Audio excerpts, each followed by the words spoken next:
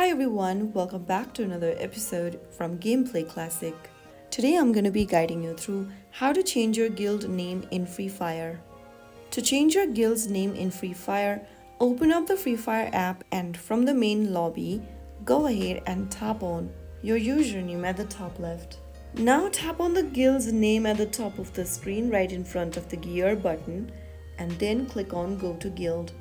After you get to your guild, tap the gear button at the top of your guild's avatar and click on the pencil button right next to your guild's name. Rename your guild by typing it down in the text box, and then you will need to spend 500 diamonds in order to rename your guild. After tapping the 500 diamond button, you will then be able to change your name for your guild.